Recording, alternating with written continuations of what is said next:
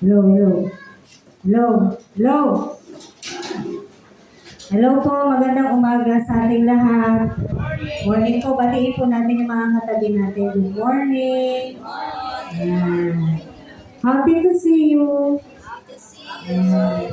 Yung walang katabi, sabihan niyo yung upuan. Next Sunday, meron ka na. Ayan, kausapin niyo yung mga upuan. Next Sunday, meron na yan, may kabatian na ako. Ayan. Hallelujah. Purihin po ang Panginoon. Ayun, ang ganda. Salamat, Lord.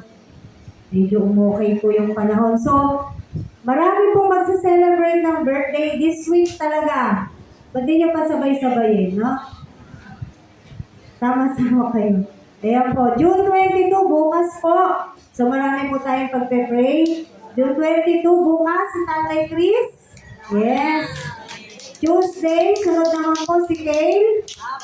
And then June 24, si Cyrus. Yes. June 25, si Girly. And then June 27, si Nanay Saleh. Kaya nga, sabi ko sa inyo, ang dami nila. Sa dami nila, ewan ko na lang. Ang grande yun, ang dami nila eh. Amen. O, baka may hahabol pa this June. Wala na? Wala na. Okay po. Sige po. Pag-pray na po natin sila na may kaarawan. And then, manalangin na rin po tayo bilang panimula ng pag-aaral ng ating salita. Salamat. Ang sarap pala pag may electric pan dito. Thank you, Lord. Sige po, tayo po'y manalangin. Lord, minsan ba nagpapasalamat kami sa iyong kabutihan, sa iyong kaluwalhatian, sa iyong pag-ibig na hindi nagmamaliw, O Diyos, sa kabila ng napaka-imperfecto namin, ikaw talaga yung perfectong Diyos. We just praise you and honor you, Lord God, in all the things that you do in our lives, kung paanong pinapakita mo at pinaparanas mo yung katapatan mo sa bawat isa, sa aming mga pamilya. Maraming salamat po. Thank you, God, for all the blessings. Thank you also for all the struggles that we have. Sa pamamagitan nito, mas lalo kaming kumakapit at naniniwala na ikaw po ay kasama namin, O Diyos. Dahil sa mga ganong panahon, nakikita po namin na hindi mo kami iniiwan. Dahil sa mga ganong panahon at pagkakataon, nakikita namin ang napakalaki mong kamay na laging handang umalalay, gumabay at sumalo sa bawat isa sa amin. Lord, purihin ka, dakilain ka sa lahat ng magdiriwang ng kanilang kaarawan, itong darating na linggo, O Diyos. Simula bukas, si Tatay Chris, Panginoon, si Kale, si Cyrus, si Girly, si Nanay Saleh, Panginoon. Salamat sa panibagong taon na idadagdag mo sa kanila. Lord, mabiyayang taon, mabiyayang araw ng bawat special na araw kung kailan po sila isinilang. Lord, mas kilala mo sila kaysa sa amin, anuman po yung kanilang kahilingan sa iyo. Hindi po maiksi ang iyong kamay at nananampalataya kami, God. Kaya mong ipagkaloob ang anumang bagay, lalo, Lord God, kung ito ay nasa iyong kalooban. Mahabang buhay, mabuting kalusugan, ang lagi po namin idinadalangin sa lahat ng mga nagdiriwang ng kaarawan. At patuloy na magamit mo pa silang lahat, O Diyos, sa iyong kaharian, O God. At lumawak pa ang kanilang puso para sa iyo. Lumawak ang kanilang nadaramang pag-ibig para sa iyo, Panginoon. Kaya maraming salamat po sa lahat ng mga magdiriwang ng kanilang kaarawan sa darating na linggo na to. At Lord, sa bawat isa na naririto sa amin, patnubayan mo po kami, maitaas ka po namin, maluwalhati ka namin, O Diyos, lalo na po sa pag-aaral ng iyong salita sa umaga na to. Banal na Espiritu, mangusap ka at patuloy na buksan mo ang lahat ng kaisipan, lahat ng puso, lahat ng matitigas, durugin mo, O Diyos, lahat ng matigas sa amin, God. Durugin mo po ito, Panginoon. Lahat ng mga nag-o-oppose na spirito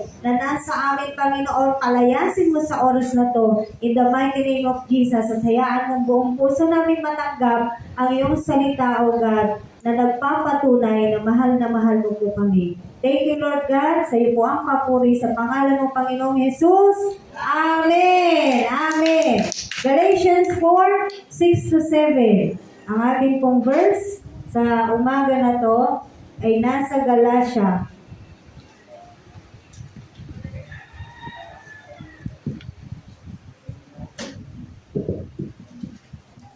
Galatia, Kabanata 4, talata 6 hanggang 7. Galatians 4, verses 6 to 7. Nandyan na po kayo? Yan.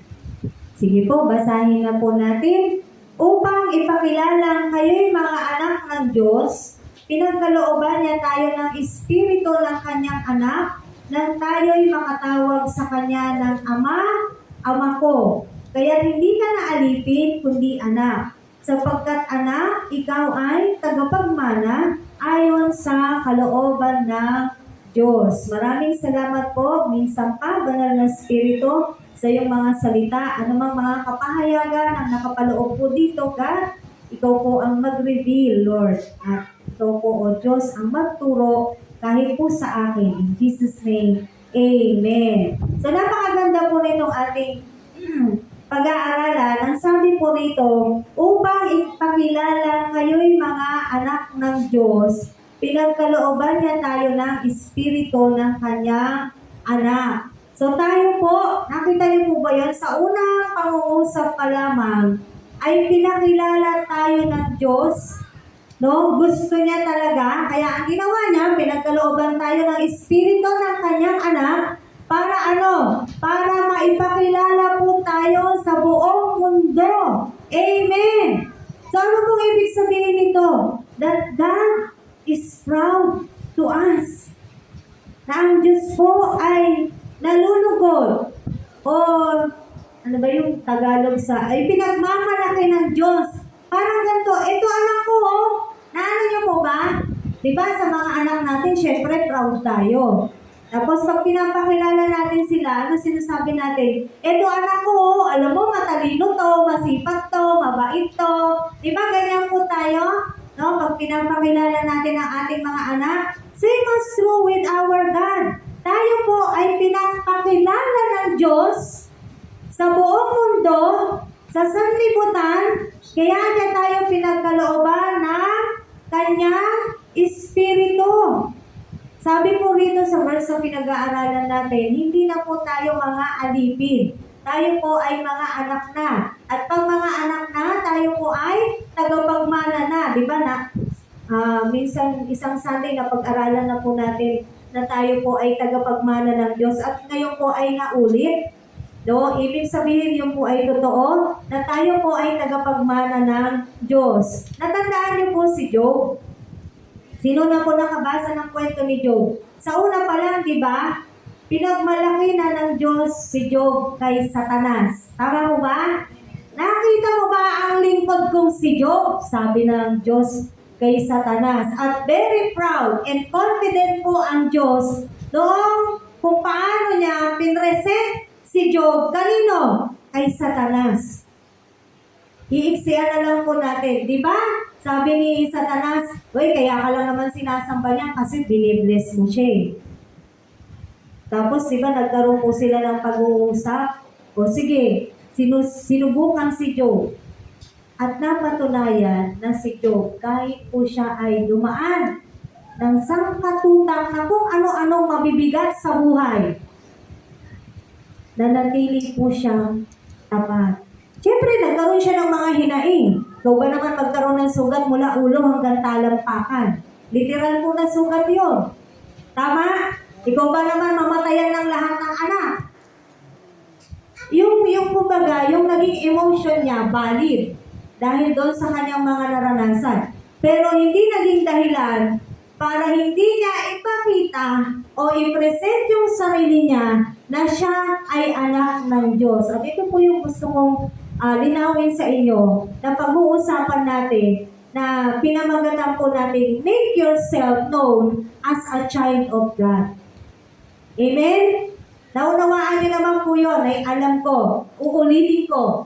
Make yourself known as a child of God. Kung ang Diyos ay pinakilala tayo sa mundo na to, na tayo ay anak niya, ngayon, it's about time in our part, ipakilala, i-present mo yung sarili mo, i-present mo yung sarili ko, i-present ko yung sarili ko, ipapakita ko sa buong mundo kung paano pinagmamalaki ako ng Diyos ko, na pinagkalooban niya ako ng Espiritu Santo, na ako ay anak niya. Tapos na ang Diyos na gawin yon, tayo naman. Naiintindihan niyo po ba yung pag-uusapan natin?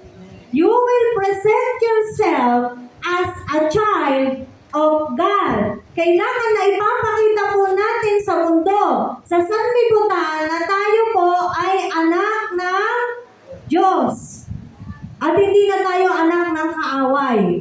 Romans 8:14-17. Roma 8, buksan po natin. Romans chapter 8, verses 14-17. Tingnan niyo po yung sinasabi nito. Ang lahat ng pinapatnubayan ng Espiritu ng Diyos ay ano daw sila? Mga anak ng Diyos. Sapagkat hindi kayo tumanggap ng Espiritu ng pagkaalipin upang muling matakot. Ang tinanggap ninyo ay Espiritu ng pagiging anak, at ito ang nagbibigay sa atin ng karapatang tumawag ng Ama, Ama ko. Ang Espiritu nga ang nagpapatotoo kasama ng ating Espiritu na tayo'y mga anak ng Diyos. At yamang mga anak, tayo'y mga tagapagmana ng Diyos at kasamang tagapagmana ni Kristo. Sapagkat kung tayo'y nakikipagtiis sa Kanya, tayo'y dadakilain din kasama niya. Amen. So sinasabi rito, lahat ng pinapatnubayan ng Espiritu ng Diyos, remember po ha, gusto ko pong bigyan ng diin ito. Ang anak ng Diyos ay yung pinapatnubayan ng Espiritu ng Diyos. Amen. So lahat po ng pinapatnubayan ng Espiritu ng Diyos ay kanyang mga anak.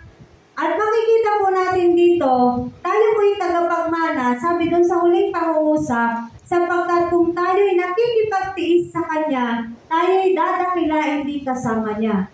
Yung tiisin na sinasabi rito, nakikipagtiis ka sa Kanya, yung hirap na nararanasan mo ay dahil kay Kristo. Amen. Hindi dahil sa ano pa mang bagay. Kasi meron po tayong mga hirap sa buhay natin, hindi naman po, wala siyang relasyon spiritually. Nawaan po ninyo? Meron tayong mga struggles, meron tayong mga problema, meron tayong mga kabigatan. It has nothing to do with the spiritual. It has nothing to do with our God. Pero yung sinasabi rito na pinag-aaralan natin, tayo po ay dadakilain kasama ni Kristo kung nakikipagtiis tayo dahil sa Kanya. Amen. No? So bilang mga anak ng Diyos, meron po tayong mga makikita magaganda. Siyempre, given na yung pag-anak ng Diyos, maganda talaga yun. Positibo po yun. Tama? Pero bigyan pa rin po natin ng diin ang ilang mga bagay na hindi po natin masyadong nare-realize. Bilang mga anak ng Diyos, tayo po ngayon ay makakatawag na ng Ama, Ama ko. Napakasarap pong may tatay. Tama? Napakasarap pong may tatay. Ako, kahit po ganito na yung edad ko, hinahanap-hanap ko pa rin ang mga magulang ko. Iba pa rin po pala yung may magulang ka pa. Amen. Kaya kayo may mga magulang pa, mapapalad po kayo. Meron pa kayong nanay, meron pa kayong tatay. Iba pa rin. Kahit nasabi, kasi sa panahon ngayon, di ba, papansinin niyo po, pag matanda na, parang, at tsakwera na, parang hindi na pinapansin. Di ba? Yung mga matatanda, lalo na pag hindi na yan makakilos, di ba, halos hindi na po sila pinapansin. Tama? Eh kung titignan po natin, bakit ba naging ganun na yung tao? Siyempre matanda na siya. Oo, tama nga, kasi matanda na siya, kaya hindi na siya makakilos. Pero bakit nagkaganon yung katawan niya? Sa kakatrabaho. Bakit siya nagtatrabaho? Dahil sa para mabuhay ang kanyang pamilya. Pag tumanda na, yung ganong matanda, hindi na inaasikaso yung mga anak, hindi na inaasikaso yung kanilang magulang, karamihan. Kaya nga gusto nilang magpasa ng batas na kung saan, kung sino magpapabaya sa kanilang matatandang magulang ay magkakaroon ng karampatang parusa. And I agree with that. I agree with that. Hindi dahil sa tumatanda ako. Tama po ba? Kasi dapat lang. Dahil magulang mo yun, bakit mo papabayaan? Tama mo? Magulang mo yun, binuhos sa'yo yung panahon, oras, pera, lahat-lahat na, lakas. Tapos pag wala ka ng pakinabang, wala ka ng silbi, galong-galong na lang. Hindi pwede. Tama po ba? Pero dito, pagdating sa spiritual, ang masarap sa atin, ang maganda sa atin, sabi dito, pag tayo pong mga anak na ng Diyos, nakakatawag na po tayo ng Ama, Ama ko. Any moment, anytime, pwede po tayong tumawag sa Diyos. No busy line sa ating pong Panginoong Diyos. Amen? So wala pong dahilan para ang mga anak ng Diyos ay magrebelde sa Kanya. Ano pa bang ipagre-rebelde natin sa Diyos kung lahat naman ay binibigay niya? Ano pa bang ipagtatampo natin sa Diyos, sa ating Ama, kung lahat naman ay sinasagot niya? Kung ang lahat naman ay alam mo yon, lahat naman na talaga pinakita, pinaranas niya na sa atin, binigay niya na sa atin, ano pa ba yung kulang? Ano pa ba yung hindi nagagawa ng Diyos? Actually, wala na. Wala nang kulang. Amen. Wala na pong kulang sa Diyos. Ang tao lang, tayo lang mga tao, ang masyadong mapaghanap at masyadong, alam mo yun, yung, sige po, magpe-pray ako sa iyo, Lord, basta, bigay mo to, ha? Sige, Lord, susunod na ako sa iyo, basta, bigay mo to, ha? Hindi po ganun ang disenyo ng Diyos sa ating mga tao. Ang disenyo ng Diyos sa ating mga tao, nilalang niya tayo para siya ay purihin, sambahin. Kaya ang pagsamba, automatic dapat yan, lalo na kung Kristiyano ka na. Amen. Sabi mo sa katabi mo, automatic yun. Hindi yun disusi. Tama po ba? Automatic yun. Dahil hindi pa Kristiyano ang tao, ganun na ang disenyo ng Diyos sa tao. Ang sambahin siya, ang purihin siya. Dahil pag hindi po natin sinambat pinuri ang Diyos, nakikita naman natin nangyayari sa mundo. Sa lugar na hindi sinasamba ang Diyos, ang tunay na Diyos, ano nangyayari? Hindi tayo natutuwa na nagkakaroon ng kaganapan na nararanasan yun ng mga kapwa Pilipino natin. Pero kasi, merong pinagmumulan yun eh. Di ba? Bakit sila nalindol ng napakalakas na ganun? Kasi yung lugar na yun ay hindi naman talaga si Jesus Christ ang tinataas nila. Si Allah. Karamihan sa kanila. Di po ba? Minsan iniisip natin, ganun talaga, sila lang yung minalas. Meron pong may mga ang Diyos sa ganyan. Hindi mo ako sasambahin, hindi niyo ako sasambahin. Ipapakita ko sa inyo na ang gusto ko, ang tao sasamba sa akin. Parang ganyan yung gustong sabihin ng Diyos.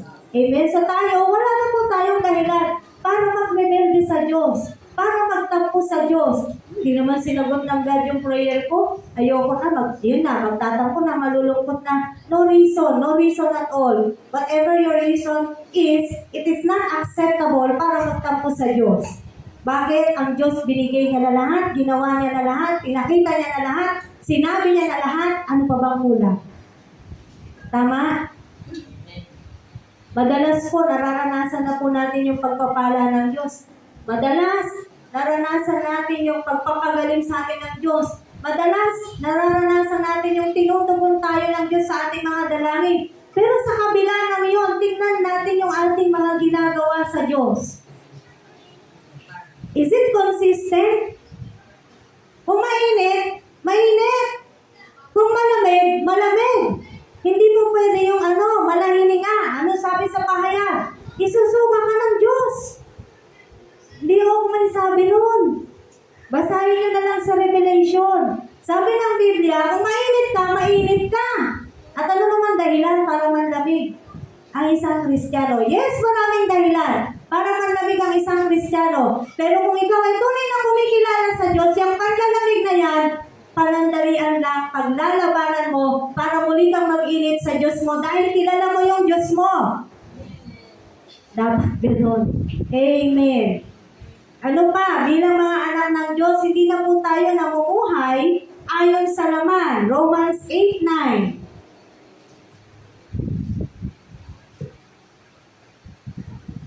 Romans chapter 8, verse 9. Sabi po rito, ngunit hindi na kayo namumuhay ayon sa laman, kundi ayon na saan po? Sa Espiritu. Kung, tignan niyo to ha, kung talagang nananahan sa inyo ang Espiritu ng Diyos. Kung ang Espiritu ni Kristo ay wala sa isang tao, hindi siya kay Kristo. Maliwanag po, hindi po sa akin ang mula. Kung ang Espiritu ng Diyos ay wala sa Kanya si Kristo. Kaya nga, assess, evaluate, examine. Nasa akin ba si Kristo? Kung nasa iyo si Kristo, ang Espiritu ng Diyos ang namumuhay sa iyo at sa akin. Kung ang Espiritu ng Diyos ang namumuhay sa iyo at sa akin, ang nasusunod ay ang Espiritu ng Diyos. Tama po ba? Tama?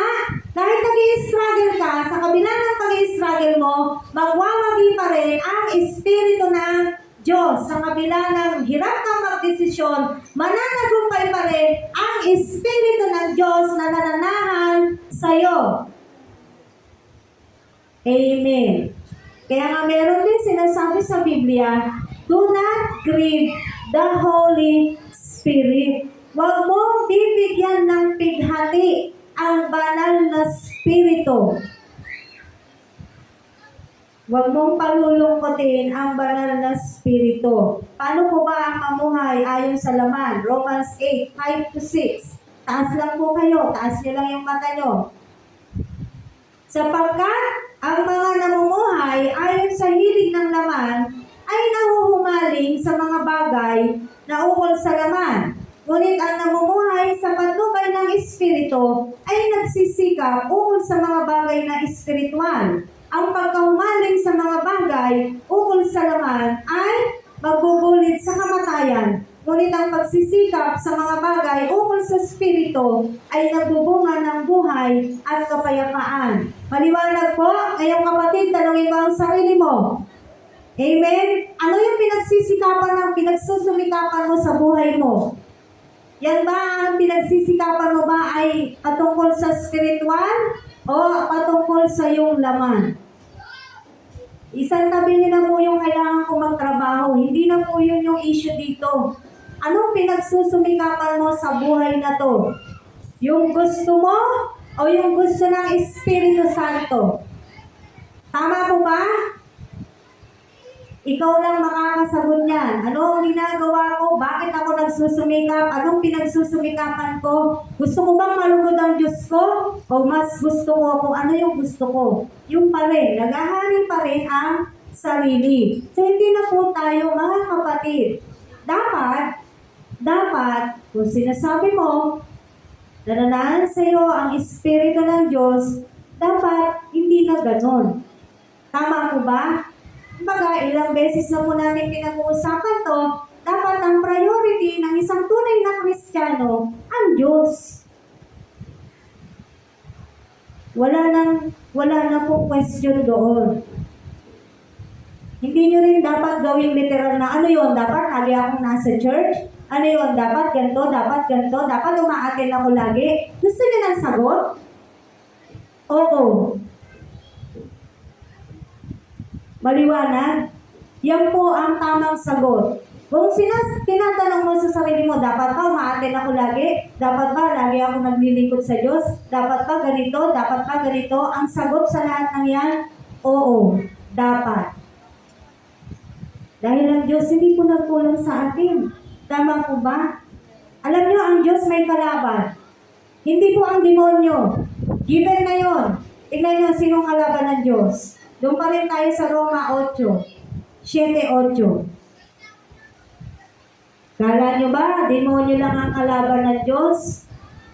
Kaya nga, kilalanin natin ang ating mga sarili. Limiin natin yung mga ginagawa natin. Paano po tayo nabubuhay araw-araw? Ito kalaban ng Diyos. Nakita nyo na? Sapagkat kalaban ng Diyos ang sino mang nahuhumaling sa mga bagay ukol sa laman. Hindi siya sumusunod sa kautusan ng Diyos at hindi niya kayang sumunod.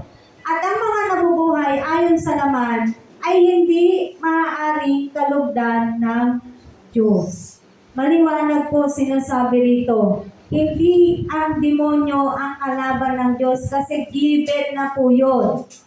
Bukod sa demonyo, ito pa ang mga kalaban ng Diyos. Yung mga tao na nahuhumaling sa laman. Itong mga sinasabi nating tao dito ay mga Kristiyano na po ito dahil nauunawaan na po nila ang kahulugan ng verse na ito.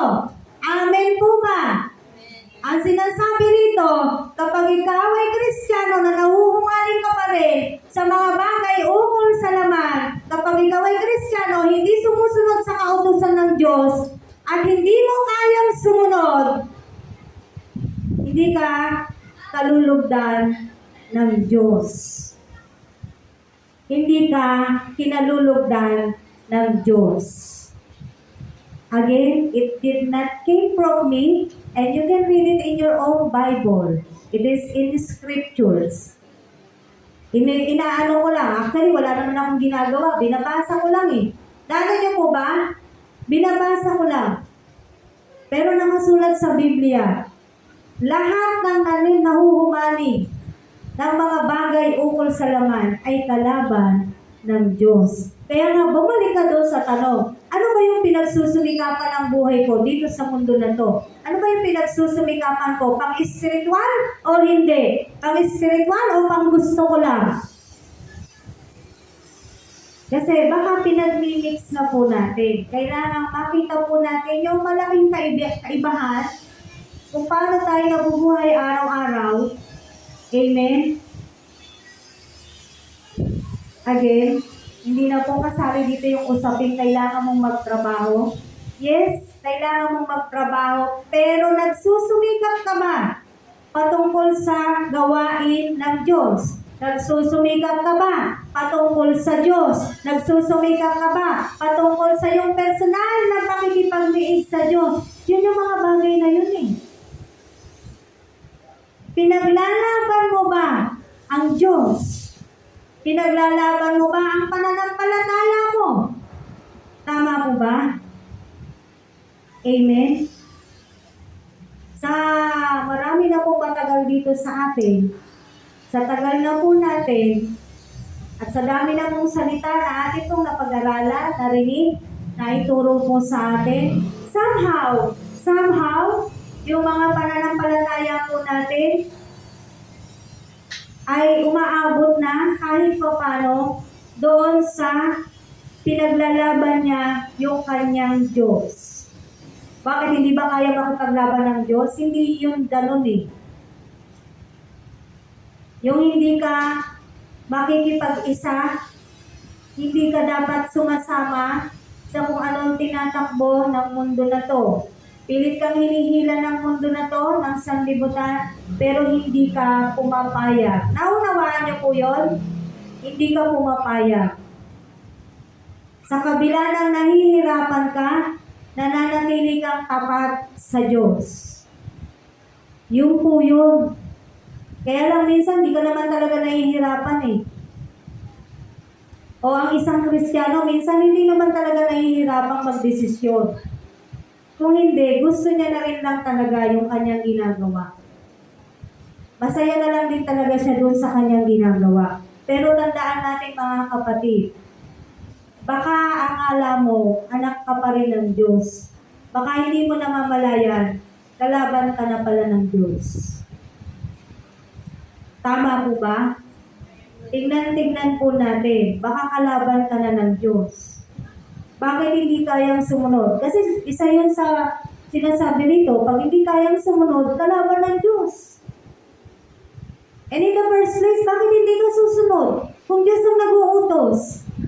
Tanungin ko po kayo, pag kayo ba inutusan ni barangay captain, hindi kayo susunod?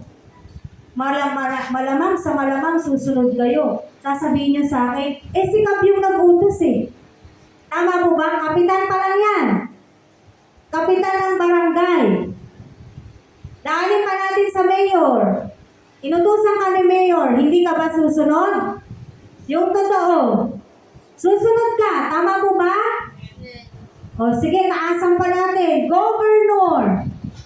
Sinabi ni Gov. Remulla, ganito, inuutosan ka niya. Natural, susunod ka. Eh, si Gov yung nag-utos eh. Doon na tayo sa pinakamataas, si President Bongbong. Siyempre, si President nag-utos. Susunod ako, Presidente yun eh. Nagigets nyo? Eh, yung Diyos nag-utos. Ay, hindi, naiintindihan naman ako ng Diyos. Yun, pagdating doon sa gano'n, bagsak. Biglang alam mo yung ang taas-taas, tapos biglang babagsak. At di bali, naiintindihan naman ako ng Diyos. Saan? Sa hindi mo pagsunod? Sa ayaw mong pagsunod, maiintindihan ka ng Diyos? Naunawaan mo ba natin? Nakita niyo kung paano natin tinatrato minsan ang Diyos? Kapag ka medyo alam natin may authority yung mag-uutos sa atin, talagang susunod tayo. Eh, yung Diyos kaya, wala kaya siyang authority? Wala po ba siyang authority? All the authorities nasa Kanya. Ba't di ka susunod? Tama po? Ba't hindi sumusunod ang tao? Ba't hindi sumusunod yung nagsasabing ako'y anak ng Diyos? Ako'y Kristiyano. Bakit hindi nangyayari yun? Simpleng bagay. Simpleng utos. Hindi nasusunod. Ang sasabihin na intindihan naman ako ng Diyos. Tama po ba? San banda? San banda ka naiintindihan ng Diyos? Huwag mo lang dalhin sa Diyos. Kahit sa tao, hindi ko maintindihan. Kung bakit hindi makasunod. Amen? So ano po itong sinasabi sa atin ng salita ng Diyos? Again, base dun sa title ng ating pong pinag-aaralan, show yourself or make yourself known as a child of God. Do not use Son of God. Amen? Dahil yung Son of God, si Jesus Christ yan. As a child of God. Ipakita mo, i-present mo yung sarili mo sa mundo, sa sanlibutan, sa kahit kanino, na ikaw ay anak ng Diyos. Paano? 2 Corinthians 4:2. Ikalawang Korinto 4:2. Sabi po rito, sabi ni Pablo,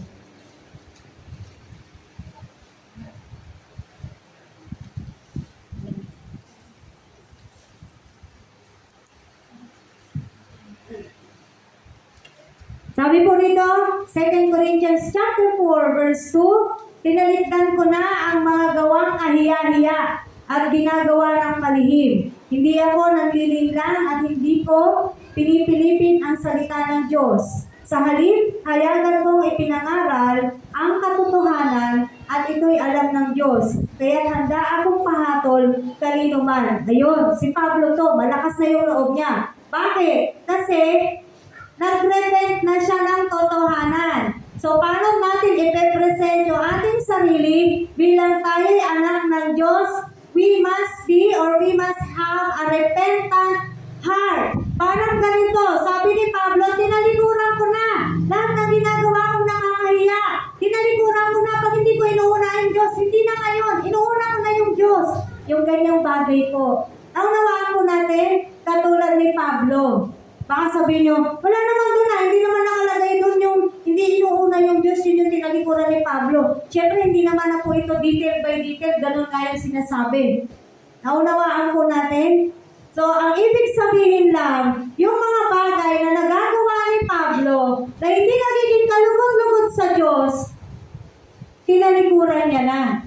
Dahil sa totoo lang po, meron po tayong mga nagagawa sa buhay po natin na hindi po nagiging kalugod-lugod sa Diyos. Tingnan niyo yung mga itsura niyo ngayon.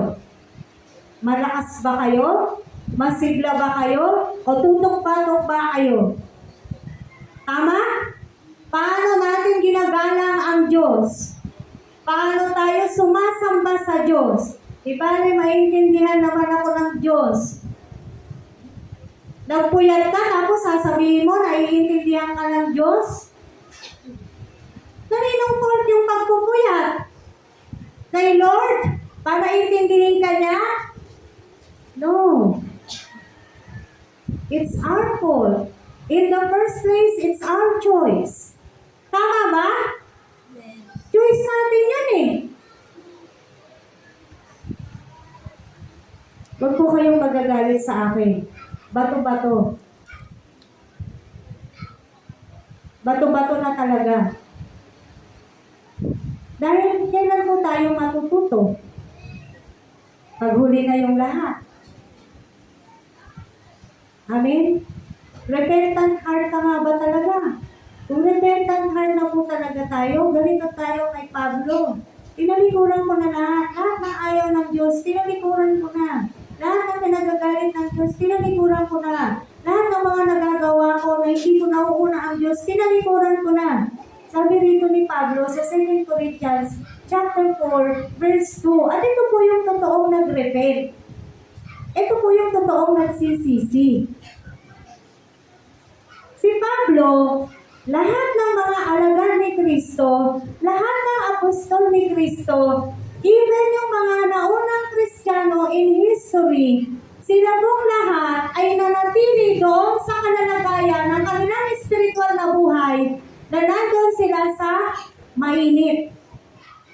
Noong simula nung kumilala sila kay Kristo, nandoon na sila sa height na mainit na spiritual ng kanilang buhay. Kahit kayo, mapapatunayan ninyo, naging saksi kayo sa pagbabasa ng Biblia. Si Pablo, simula nung kumilala kay Kristo, wala nang sinabi doon, tumalikod si Pablo, tapos bumalik ng uli.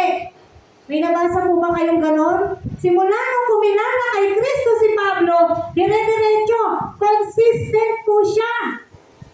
Tama?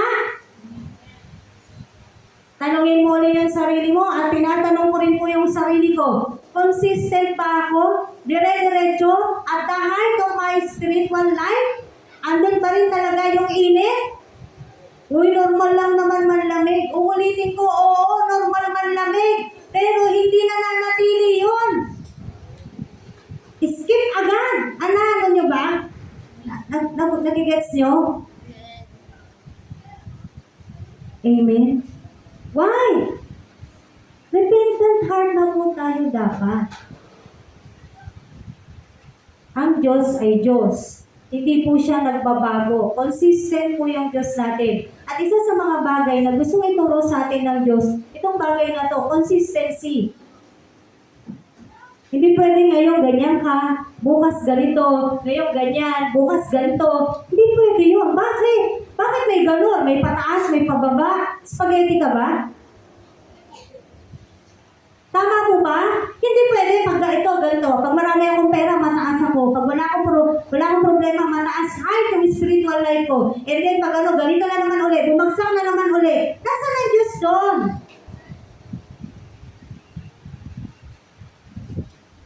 Nasaan si Lord? Saan nilalagay? Tama po ba? Paano ko napapakita? Ito kasi yung talagang test dyan. Paano mo natin present yung sarili mo and you're telling that you're a child of God, that you are a Christian? Paano mo ngayon pinipresent yung sarili mo during hard times? Yun talaga yun eh, kasi magaling i-present ang sarili ng happy times. Tama po ba? Ang happy times, madali lang. Pero yung hard times mo, kapatid, how do you present yourself? Nape-present mo pa rin ba yung sarili mo as a child of God? Amen? No? So, gawin po natin inspirasyon. Hindi ko sinabing gayahin si Pablo, pero gawin natin inspirasyon. At bilang tayo ay mananampalataya na, talikdan na po natin lahat. Kailan mo yan tatalikuran? Kailan natin tatalikuran yung mga ginagawa po natin na hindi kaaya-aya sa Diyos? Kailan mo yan tatalikuran? Kailan po natin yan isusuko sa Diyos? Lagi niyo pong tatandaan ito. Yung kanta na to napakaganda. Habang mayroong lakas, habang may hininga. Purihin mo ang Diyos.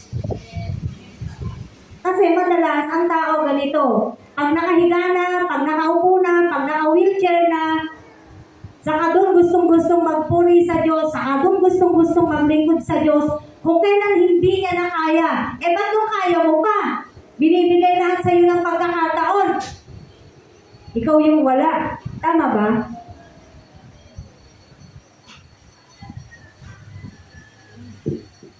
Saglit lang po.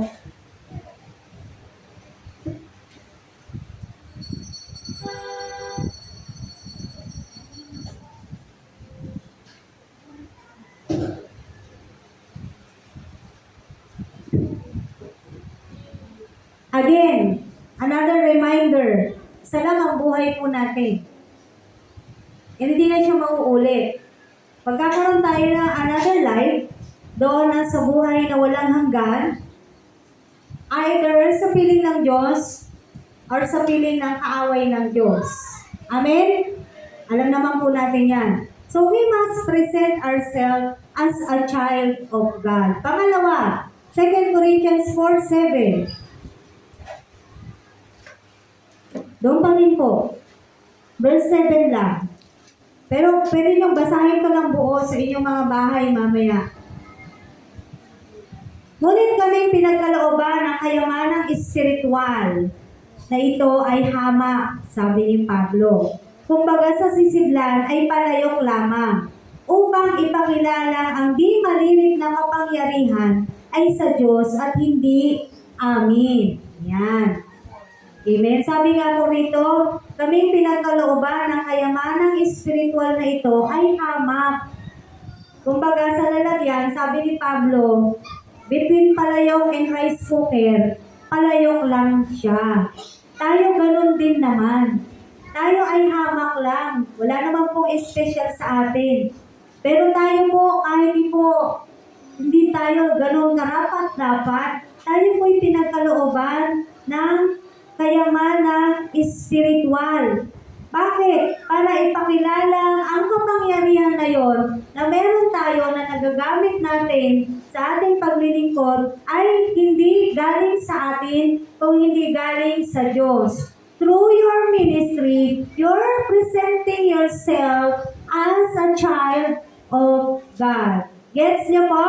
Through your service to the Lord, you're presenting yourself as a child of God. Tingnan mo, nagagawa ko ito dahil sa kapangyarihan ng Diyos. Not by might, nor by my power, but by the Spirit of God, says the Lord, the host Almighty. Saan ba yun? Sekaraya. Tama? Sa Zacarias. Doon niyo po mababasa yan. Basahin niyo na lang. Hindi po dahil sa galing natin, hindi dahil sa talino natin, kaya nakakagawa po tayo ng mga bagay para sa Panginoon. Kung hindi pinapakilala natin, dati ganito tayo, hindi ko ito magagawa. Kung ariin mo, which is totoo naman, admit to yourself, hindi ko ito magagawa kung hindi ako tinulungan ng Diyos. Hindi ko ito magagawa kung hindi ako tinuruan ng banal na Espiritu. Hindi ko ito magagawa kung hindi ako sasamahan ng Diyos. Kaya nga si Moises, hindi siya pumayag Yung conversation po ni Moises, siya ng Diyos, paano silang maniniwala sa sasabihin namin? Di ba? Very confident si Moises na sabihin, ay, sa Diyos, hindi, samahan mo kami. Version ko na lang yun. Pero basahin nyo yung Biblia nyo. Tama mo ba? Gusto ni Moises, talaga, hindi, kailangan samahan mo kami. Para maniwala sila na kami nga ay may kasamang Diyos. So parang ganito lang dito sa pinag-uusapan po natin. You show God to other people through our ministry. And our ministry is not only during Sunday, but every day of our lives, we have our ministry. Ang paglilingkod po sa Diyos ay hindi lamang nakikita dito, kahit po wala tayo sa iglesia, nandun pa rin po yung paglilingkod natin sa Diyos. And of course, lalong-lalo na kung nandito po tayo sa iglesia na to, sa gusali na to, kung saan po tayo nagtitipon-tipon, doon po natin mas lalong napapakita ang kapangyarihan ng Diyos na nagagawa natin maglingkod sa Diyos, hindi dahil sa ating mga sarili, kung hindi dahil sa kapangyarihan ng Diyos. So show God. Pakita mo yung Diyos sa ginagawa mo. Pakita mo yung Diyos sa paglilingkod mo. Pakita mo yung Diyos kung paano ka nagmi-ministry. Amen. Sa pamamagitan nun, diba, kahit di ka magsalita, makikilala ka na ikaw nga ay anak ng Diyos. Dahil lahat tayo gusto natin sabihin at manawag po talaga tayong lahat na anak ng Diyos. Kaysa naman tawagin kang anak ka ng ano. Diba? Sabi ng Juan, sa Juan, sino lang yung ama nila? Diablo, ang inyong ama. Masakit na katotohanan po yun, pero kung hindi ka nakakasunod sa tunay na Diyos, baka nga iba pa yung ama mo. Tama po ba? Kung ang nabibigyang lugod sa mga ginagawa mo ay hindi ang tunay na Diyos, hindi pa nga marahil siya yung tunay mong ama. Amen po. So mga kapatid, we must show God, no, sa mga ginagawa po natin. Of course, again, imperfect. Imperfect people po tayo, hindi perfecto, pero ang gusto kong sabihin, makikita sa buhay mo yung liwanag, makikita sa buhay mo yung pagsisigasig, ng talagang kilala mo yung Diyos mo, kilala mo yung pinaglilingkuran mo, masaya ka sa ginagawa mo, kasi alam mo, ang ginagawa mo na to ay para sa Diyos mo, para sa tatay mo. Tama mo ba? At hindi yung, ay, ayaw ko. Yung bang nasusulat ng mga pangalan dyan sa mga nag-ministers na yan, masaya ba kayo? O the other way around. Huwag po kayong mag-alala. Darating po ang araw, mapapalitan na rin po yung mga pangalan na yan. Kapag po nagkaloob ang Diyos ng iba, sa aya at pag ayaw nyo, pagbibigay po ng iba ang Diyos. Mawawala na rin yung pangalan nyo dyan. Kaya huwag kayong malungkot. Darating din po yung araw na yun. Sa ngayon, tiis-tiis muna kayo. Kasi wala pa po yung pinagkakaloob ng Diyos. Pag dumating na siguro, o diba? Siguro magagalit na kayo sa akin. Kasi minsan, di na namin alam saan kami lulugar eh. Ilagay mo, ayaw. Huwag mo ilagay, ayaw pa rin. Saan kami pupunta? Nagets nyo ba? Naunawaan nyo po? Saan po kami pupunta? Kung ano yung gusto nyo, hindi pwede. Dito po sa harapan ng pulpito, sasabihin ko, hindi pwede kung ano yung gusto po ninyo. Pero, nangyayari pa rin naman yan eh. Very considerate po tayo eh. Di ba pag sinabi nyo, uy, pwede ba? Lipat mo ako dito sa ganito. Nangyayari yun, hindi. Di ba nangyayari? Kasi hindi naman tayo, nagko-consider naman po tayo eh. We consider everything. Dahil nagkakaunawaan po tayo. Amen. Bakit ko yung binanggit? Because that's one of our service to the Lord. Diyan po natin din, isa yan sa kalingkuran na meron po tayo sa Panginoon. Tama po?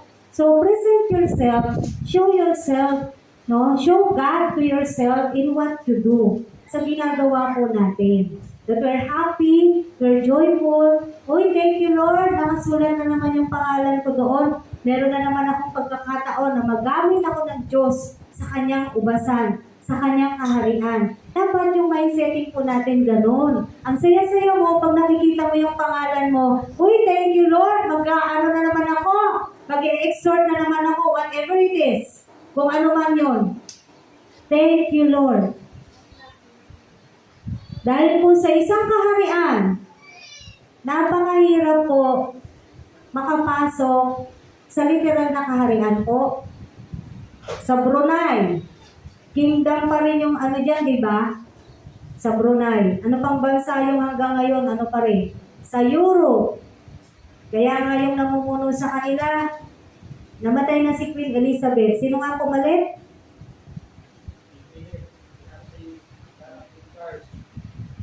Oh, si King Charles daw. Di ko rin alam eh. Pero may pumalit na. Pero alam nyo ba, mahirap po talagang makapasok sa kaharian. Yung literal na kaharian. Halimbawa, gusto mo magtrabaho sa kaharian, napakahirap po makapasok dyan. Para maging, ikaw ay isang maging manggagawa lang. Ano ha? Take note, ang habol mo lang, manggagawa. Ang habol lang ng mga tao, maging manggagawa. Walang posisyon kung hindi normal na manggagawa. Pero mahirap. Mahirap pong makapasok. Alam ko po yan kasi kinukwento yan nung dating mananahi sa amin si Tipeli. Sabi niya, alam mo ba Jenny, ang dami kaming pinagpilian nila. Mananahi po siya, ang tinatahi niya damit ng prinsesa sa Brunei. Kaya sabi niya, hindi basta-basta matatanggap sa ganyan. Lalo na pag hindi ka nagustuhan ng prinsesa o kung sino man yung titingin sa'yo, pag hindi ka nagustuhan, wala, kahit pagaling ka, wala talaga. Pero dito sa atin, di ba? Sino po yung pinaglilingkuran natin ulit? Hari ng mga hari. Diyos ng mga Diyos. Panginoon ng mga Panginoon. The highest among the highest, but was treated the lowest among the lowest. Yun po yung nakakalungkot doon eh. Hindi po natin na-present, na ipapakita ng lubusan na sikat talaga yung nananahan po sa atin. 2 Corinthians 4, 8-9.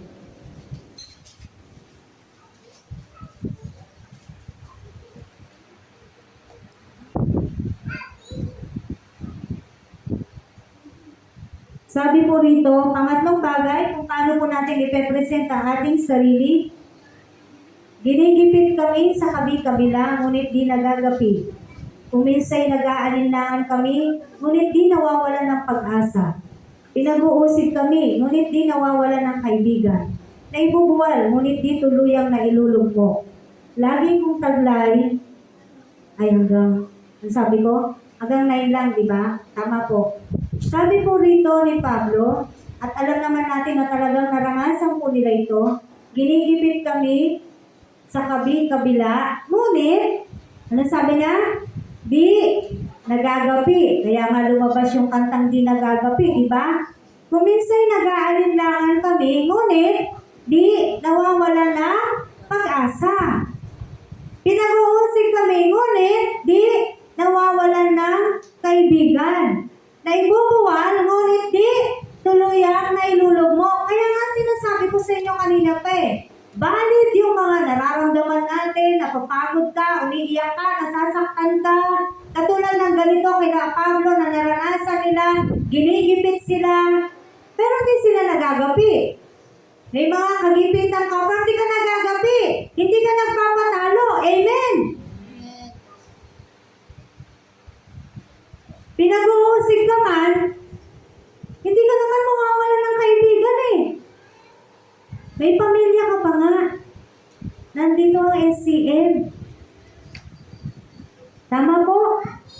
At sabi rito, pinag-uusig kami, ngunit di na, ay naibubuwal, ngunit di tuluyang nailulugmok.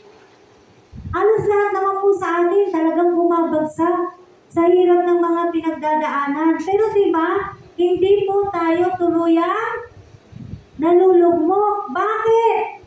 Mga kapatid, bilang anak ng Diyos, we must show ourselves strong. Amen. Show yourself strong. May kantang ganun eh. Arise, arise, and show yourself strong. Tama yan. Dapat lang po na ipakita natin na malakas po tayo. Hindi ko magiging plastic. Iba po yun. Iba po yun. Huwag niyo pong ipagkakamali. Nahihirapan na ako. Papakita ko pa rin na malakas ako. Lahat po tayo nahihirapan. Sino bang hindi? Tama mo ba? Sino bang hindi nahihirapan dito? Lahat po tayo may pagsubok. Sino bang wala? Lahat po tayo may kagipitan. Sino bang hindi rin? Lahat po tayo. Walang exempted.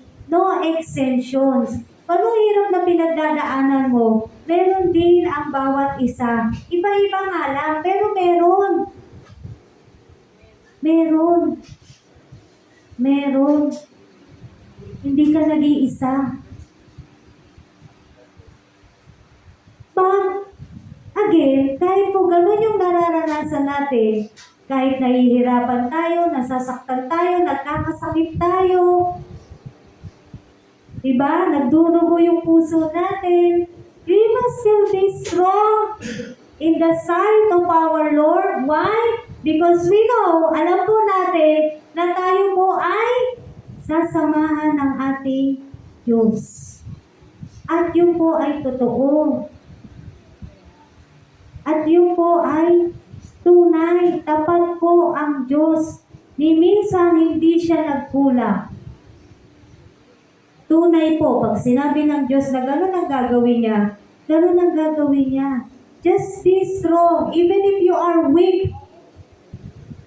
Be strong.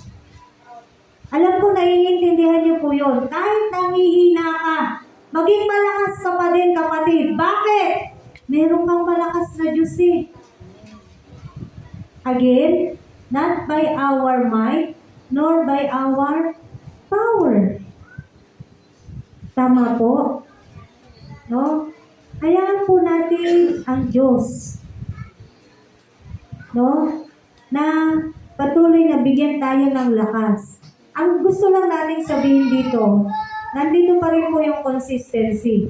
Sa kabila ng nahihirapan ka, nalulugmok ka, ginigipit ka, nagigipit ka, halos bumagsak ka na, sa kabila ng nalulunod ka na, sabi nga nung Biyernes, sa kabila ng nalulunod ka na,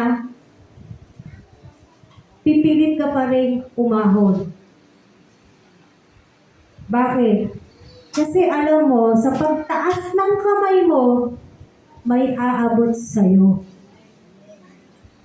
Hindi po ito joke. Seryoso po, totoo po yun. Kaya nga sinabi sa Mateo pagka nagmukmuk ka sa problema mo, may nangyayari ba? Nabasa niyo na ba yun sa Mateo?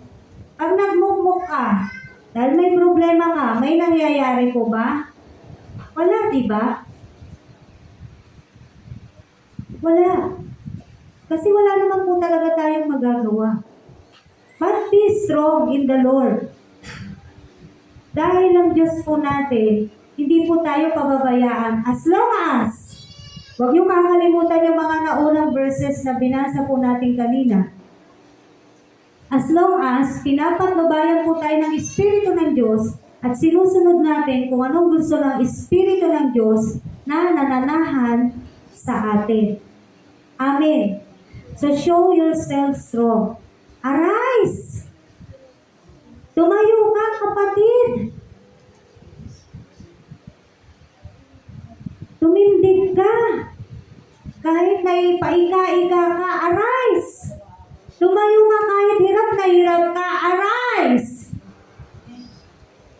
Kahit may sakit ka, arise! Kahit mainit, arise!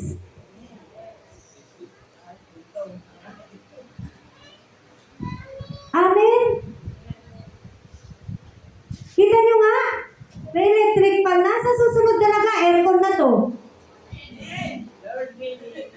Ba? Walang imposible sa Diyos. Napatayo niya nga to Tama na sa loto. Diba? Ay, hindi mo kaparaanan ng Diyos ang loto. Sorry po, Nay. Hindi niya kaparaanan yan.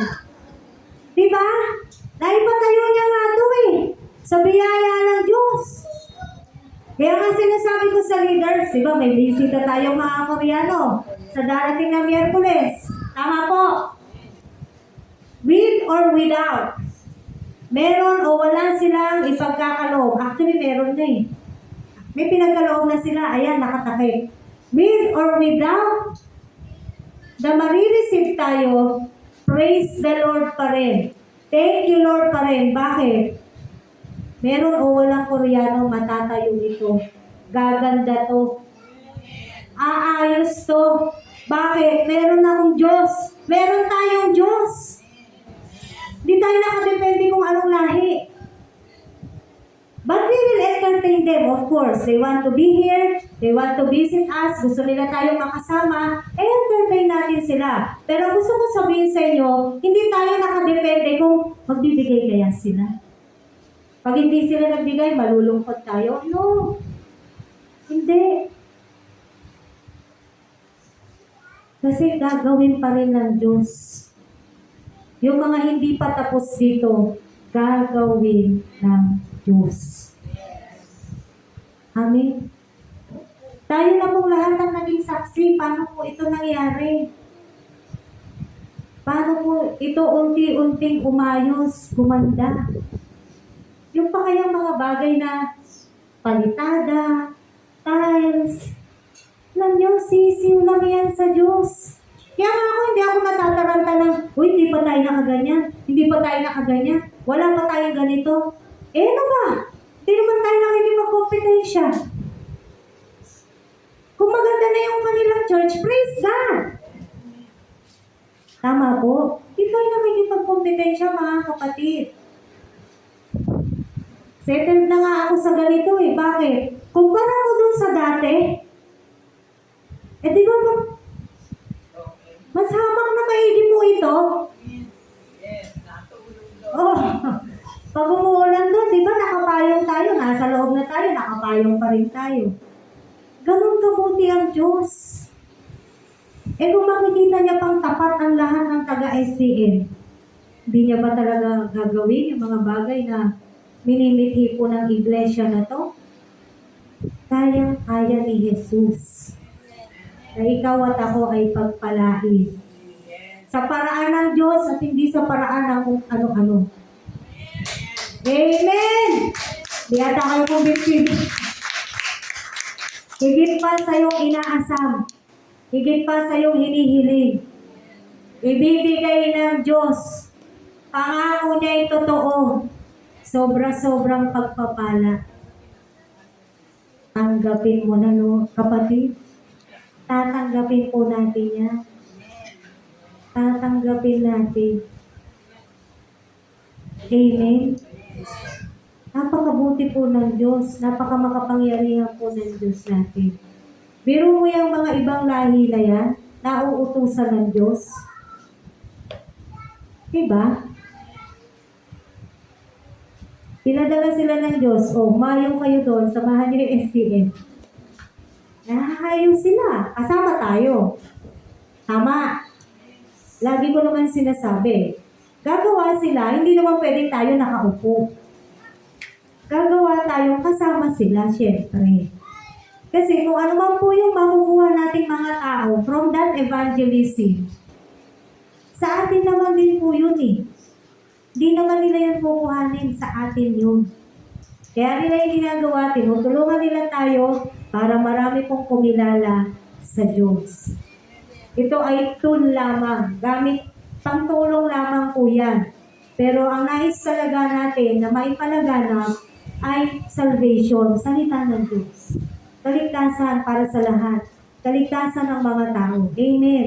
So we must show ourselves strong. Kasi nakikita po natin ang katapatan ng ating Diyos sa buhay po natin at sa iglesia na to. Kahit po ito maliit sa ngayon, nakikita po natin yung katapatan ng ating Diyos dito. Amen po ba? Nakita po natin at nakikita po natin kung paano po kumikilos ang Diyos dito. Kung paano po pinagpapala ng Diyos ang iglesia na ito. Amen. Napakabuti po ng Diyos. In conclusion, sa ating pong pinag-aaralan, Philippians chapter 3, verse 12 to 16. Pili po, sabi po rito. Philippians 3:12 to 16. Hindi sa nakamtan ko na ang mga bagay na ito, hindi rin sa ako'y ganap na. Ngunit sinisikap ko may sa katuparan ang layunin ni Kristo Jesus nang tawagin niya ako. Tigil muna ako nito. Sino dito yung tinawag ng Diyos? Taas ang kamay! Amen! Ang sipag niya talaga. Pagtaas lang ng kamay, hindi niyo pa magawa. Amen? So sabi po rito sa verse 12, hindi sa nakamtan ko na ang mga bagay na ito. Hindi rin sa ako'y ganap na.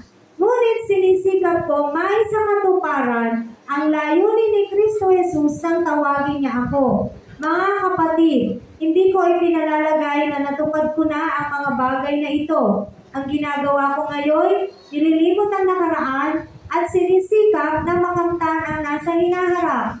Nagpapatuloy nga ako tungo sa hangganan upang kamtan ang gantimpala ng pagkatawag sa akin ng Diyos sa pamamagitan ni Kristo Jesus, ang buhay na hahantong sa langit. Ganyan ang dapat na maging isipan ng mga matatag na sa pananampalataya. Kung hindi ganito ang inyong paniniwala, ito'y ipauunawa sa inyo ng Diyos. Ang kailangan lamang ay ipagpatuloy natin ang ating mga natutuhan. Amen. Marami na po tayong natutuhan, mga kapatid. Tama po ba? Katulad po ni Pablo, no, sinabi niya ito dito, ay ipagpatuloy natin. Ang kailangan, parang tayo din naman ngayon. Ang kailangan natin ngayon, ano po yung mga natutuhan po natin, ay ipagpatuloy po natin. Sa pagpapatuloy po natin, aabot po tayo sa hangganan doon sa buhay na hahantong sa langit. Dahil yung po yung nais natin. No? At yung po yung ating nilalayon, yung buhay na hahantong sa langit. At sabi sa verse 15, ganito po dapat ang maging isipan natin lahat bilang mga Kristiyano, bilang mga mananampalataya. Naiisip po ba natin ito? Hindi pa talaga natin nakamtan ang lahat ng bagay. Pero, anong sabi ni Pablo? Sinisikap ko may sa katuparan ang layunin ni Kristo Jesus na tawagin niya ako. Yung layunin na ito ay hindi yung personal mong layunin, kung hindi yung layunin para kay Kristo. Nung tinawag ka ng Diyos, may layunin ng Diyos sa buhay mo. Yun ang dapat pinagsisikapan po natin na matupad, na magawa yung layunin ni Kristo sa buhay mo at sa buhay ko. Anong layunin ni Kristo sa'yo? Mamuhay ng mamuhay sa mundo na to? Hindi po ganun ang layunin ng ating Panginoong Yesus sa bawat isa. Amen? Sikapin po natin, maisa katuparan po natin ang layunin ng ating Panginoong Yesus dahil tayo po ay tinawag na ng ating Diyos. Tinawag niya na tayo kasi hindi nga tayo naghahanap, tinawag tayo ng ating Diyos. Bilang application po natin, Philippians 3:17 to 19. Sabi po rito, tutuloy lang po natin. Mga kapatid, magkaisa kayong tumulad sa halimbawang ipinakita ko sa inyo. Kami ang gawin ninyong huwaran. Masdan ninyo ang lahat ng sumusunod sa mga halimbawang ito. Tulad ng malimit kong sabihin sa inyo, at ngayon, sabi ni Pablo, luhaang inuulit ko, marami ang namumuhay bilang mga kaaway ng krus ni Kristo. Kapahamakan ang kahihinatnan nila, sapagkat ang ginudyos nila ay ang hilig ng kanilang katawan. Ikinararangal nila ang mga bagay na dapat sana nilang ikahiya, at ang pinag-uukulan lang nila ng pansin ay ang mga bagay na panlupa. Ayan. Paano mo i-apply itong napag-aralan natin na to? Ito kapatid, Philippians chapter 3, verses 17 to 19. Anong sabi ni Pablo? Tumulad kayo sa mga halimbawang ipinakita ko. Very confident si Pablo na sabihin niya ito dahil totoo namang wala kang masasabi masasabi, noong kumilala si Pablo sa Panginoong Yesus, talaga namang hahangaan mo po siya. Kaya sabi niya, tumulad kayo sa mga halimbawang ipinakita ko. Kami ang gawin ninyong huwaran. Gawin nating modelo kung paano nabuhay bilang Kristiyano, bilang lingkod ni Kristo, bilang alagad ni Kristo, sila Pablo. Amen! Sabi niya, masdan nyo ang lahat ng sumusunod sa mga halimbawang ito, tulad ng malimit kong sabihin sa inyo. So, patuloy na pagpapaalala, katulad po ng ginagawa natin dito, patuloy po tayo nagpapaalalahanan sa bawat isa, at dumating pa po sa punto si Pablo na ngayon luhaan, inuulit ko, marami ang namumuhay, saan daw? Bilang kaaway ng krus ni Kristo. Marami po ang kalaban ng Diyos. Hindi po yung demonyo, again, yung nire-refer dito ng kalaban ng krus, kalaban ni Kristo, ay hindi po ang demonyo. As a matter of fact, wala nang kinalaman yung demonyo dito sa pinag-uusapan po natin. Mga sarili na po natin yung kalaban po natin. Amen? Maraming namumuhay bilang mga kaaway ng krus ni Kristo. Kaya naman si Pablo luhaan na. Luhaan na nagpapaalala. Dahil ayaw niyang mapahamak. Yung kanya syempre mga tinuruan, inalagaan, para pag inalagaan mo, tapos okay lang naman pala sa'yo na mapahamak sila. Same as true dito po sa ating iglesia. Nag-aalaga po tayo, nagre-remind po tayo, nagpapaalala po tayo, hindi tayo nagsasawa, hindi tayo tumitigil. Madalas, yung mga nagpapaalala din sa inyo, luhaan na, sugatan na, durog-durog na rin naman. Kala nyo lang hindi, pero wasak na rin. Sana naman, sabi nga, nung naibahagi ko po nung isang beses sa ating pong GC, sana po doon tayo sa part na hindi po tayo yung problema. Kundi tayo po ay bahagi na ng solusyon doon sa problema. Amen po ba? I-desire po natin na maging bahagi po tayo ng solusyon. Kaya nga sabi rito ni Pablo, magkaisa kayong tumulad sa halimbawang ipinakita ko sa inyo. Magkaisa po tayo sa iglesia na to. Again, matagal na pong panawagan yan. Kaya po nagpapatuloy yung panawagan na yan kasi hindi pa po nangyayari ng lubos. Nagkakaisa po tayo pero hindi pa talaga lubos-lubos. Konti pa po na talagang tayong lahat magkaisa, no? Dahil tayong lahat naman po ay tinawag ng ating Panginoong Jesus. 2 Timothy 2:15. Last 2 verses na lamang po. Because God is proud of us, make Him proud. Tama po ba? Gusto ko siyang basahin sa King James Version kasi maganda po siya sa King James. 2 Timothy chapter 2, verse 15. Sabi po rito, in King James Version, nandiyan na po kayo? 2 Timothy chapter 2, verse 15, study to show thyself approved unto God, a workman that needeth not to be ashamed, rightly dividing the word of truth. Gusto ko doon sa study to show thyself approved unto God. Yan, sige, basahin na rin po natin siya sa Tagalog, 2 Timothy chapter 2, verse 15. Pagsikapan mong maging karapat-dapat sa Diyos, manggagawang walang dapat ikahiya, at tapat na nagtuturo ng katotohanan. Maaaring sabihin ng iba, uy, pang pastor lang yan. Sabi, tapat na nagtuturo ng katotohanan. Hindi po. Amen? Hindi po. Sabi rito, pagsikapan mong maging karapat-dapat sa Diyos, Ayan yung sagot, manggagawang walang dapat ikaiya at tapat na nagtuturo ng katotohanan. Again, I say, God is proud of us. Kaya, make Him proud through our lives, mga kapatid. Pinagmamalaki po tayo ng Diyos, pinakilala po tayo ng Diyos, hayaan po natin na maipakilala ang Diyos sa pamamagitan po ng buhay natin. Last verse, 2 Peter chapter 3 verse 9.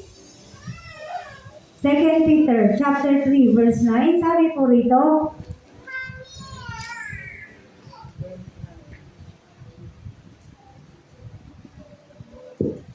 ang Panginoon ay hindi nagpapabaya sa kanyang pangako tulad ng inaakala ng ilan. Hindi pa niya tinutupad ang pangakong iyon, yung pangako na babalik po siya. Yun po yung sinasabi nito. Bakit hindi niya pa rin tinutupad? Alang-alang sa inyo. Binibigyan niya ng pagkakataon sino? Ang lahat na makapagsisi at magbalik loob sa Diyos, sapagkat hindi niya nais na kayo'y mapahamak. Hindi ba ang bait-bait po ng Diyos hanggang ngayon? Hindi pa rin siya dumarating kasi binibigyan niya tayong lahat. Binibigyan niya ng pagkakataon na magsisi at magbalik loob sa Kanya, magbago dahil ayaw ng Diyos na tayo po ay mapahamak. Kasi pinresent niya tayo, pinakilala niya tayong mga anak niya eh. Then, make yourself, amen, known as a child of God. I really hope and pray, ito po ipagmuni-muniin ninyo talaga. Even your life, every day, your spiritual life, lalo na, ano ba talagang pinagsusumikapan natin? Amen? Yung buhay spiritual o yung buhay dito sa mundo na to? Again, uulitin ko, hindi na question yung nagtatrabaho tayo, nagtatrabaho kayo. Given na yan, kailangan magtrabaho. But the point is, nakikita ba sa'yo na kung ano talaga yung pinagsusumikapan mo? Nakikilala ba ang Diyos sa pamamagitan ng buhay mo? Nalalaman ba ng tao na ikaw ay anak ng Diyos? Tama? Nalalaman ba nila na ikaw ay anak ng Diyos? Sa pamamagitan ng buhay mo, hindi sa pamamagitan ng sinasabi po natin. Sa pamamagitan ng buhay po natin, ipakilala po natin ang ating mga sarili bilang mga anak ng Diyos. Tayo po ay manalangin. Hallelujah. Let's pray. Minsan pa, Panginoon, kami nagpapasalamat po sa iyo.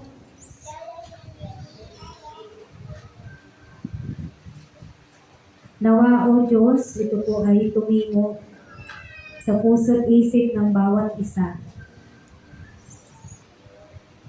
Nawa, O Diyos, nauunawaan namin ang mensahe mo. Nawa, O Diyos, nakukuha namin yung gusto mong mangyari sa buhay po namin. Nawa, O Diyos, patuloy kaming magnais na mabuhay sa mundo na to. Na ang pinagsusumikapan po namin ay ang spiritual na buhay kung saan napapakita na kami pinananahanan ng iyong banal na spirito. Dahil ayaw po namin na maging kalaban mo. Ayaw po namin magkaroon ng katawagan o tatak na kaaway ng krus ni Kristo. Kaya Lord, minsan pa, ang dalangin po namin,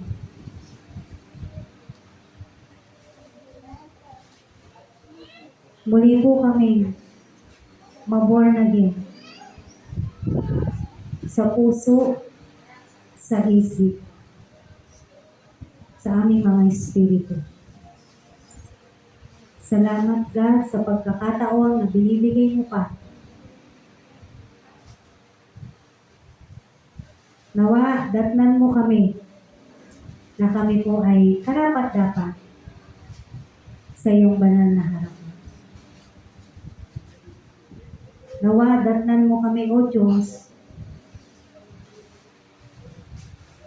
na ang talagang nananahan sa amin, nakikita o makikita ng sanlibutan kung paanong pinakilala mo kami sa mundo bilang iyong mga anak. Nawa, ganun nga yung maging kagustuhan din po namin na maipakilala namin ang aming mga sarili sa mundo na to bilang iyong anak. Dahil sinasabi namin, ikaw po ang aming Ama. Thank you, God. Thank you, Lord, sa pag-ibig na yan. Di nagmamaliw. Purihin ka, O Diyos. Amen.